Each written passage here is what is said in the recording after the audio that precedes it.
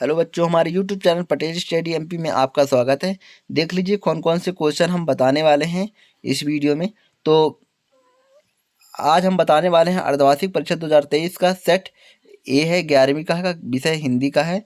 तो बच्चों, हमने पहले ही पार्ट 1 में सभी विकल्प आपको बता दिए थे और इसका आंसर सहित अगर आपने नहीं देखा है तो पिछला वीडियो आप ज़रूर देख लीजिएगा और फिर नेक्स्ट में आ जाएगा। ये पूरा रियल है, आपका 2 बजे जो पेपर होने वाला उसी का पेपर है। तो देख लीजिए कौन कौन कौन क्वेश्चन है, देख लीजिए।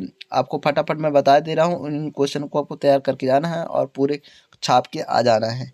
और आपको एक ज़रूरी सूचना बच्चों, अगर 9वीं से लेकर 12वीं तक आप परीक्षा देने परीक्षा बोर्ड का फ्री में पीडीएफ अगर डाउनलोड करना चाहते हैं तो हमारे यूट्यूब की डिस्क्रिप्शन में जाके वहाँ पे लिंक मिल जाएगा, और या आप वहाँ पे डाउनलोड कर सकते हैं टेलीग्राम चैनल पे जाके।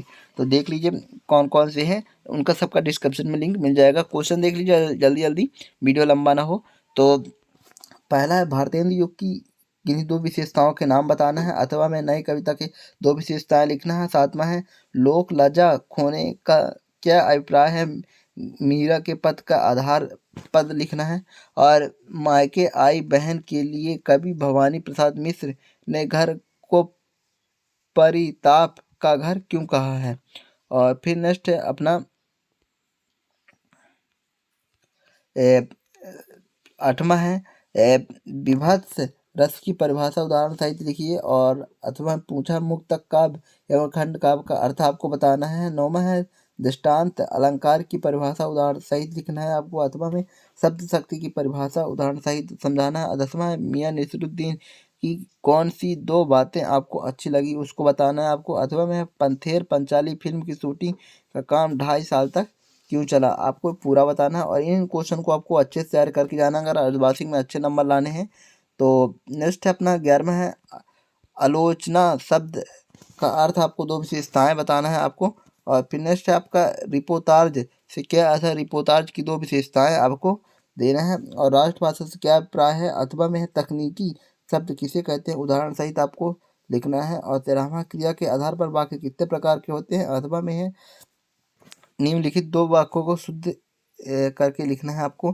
पहला है, आपका स्वास्थ्य अब कैसा है, और दूसरा है, मेरी अंक सूची गुम हो गई है। इसको आपको शुद्ध करके बताना है। 14वां है, कोई का मुंह छोटा क्यों रखा जाता है।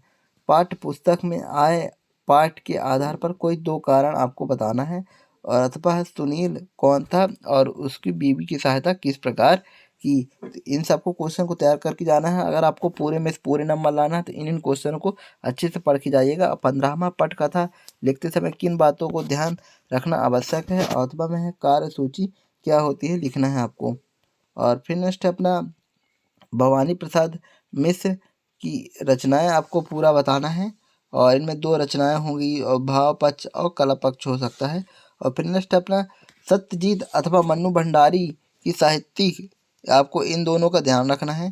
सत्यजीत एवं मन्नू भंडारी की साहित्यिक विशेषताएं निम्नलिखित किस आधार पर होती है। 2 रचनाएं आपको लिखना है, भाषा शैली और साहित्य में स्थान।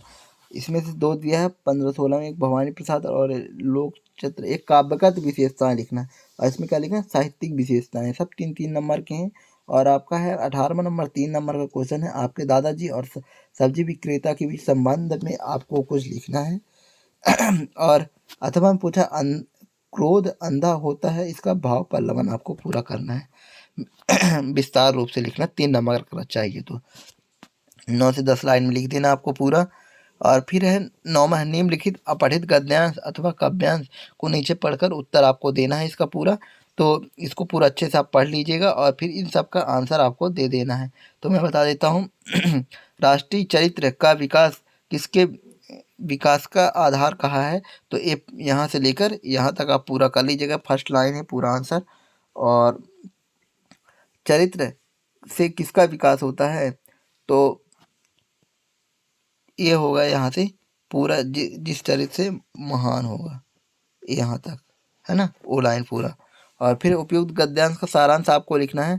तो चरित्र से चरित्र होगा, क्या होगा, चरित्र होगा, इसका सारांश लिखना है, सॉरी। तो इसका पूरा आपको डिटेल से जो 2 से 3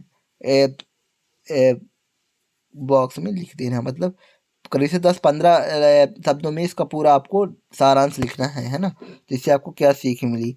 तो फिर अथवा पूछा है, निज भाषा उन्नति अहे सब उन्नति को मूल, बिन भाषा ज्ञान के मिटे नहीं को मूल। तो इसको, एक भाषा एक जीव है, एक मीत सब घर के लोग, तवे बनत है तवे सौ, मिटत मूढ़त सोग।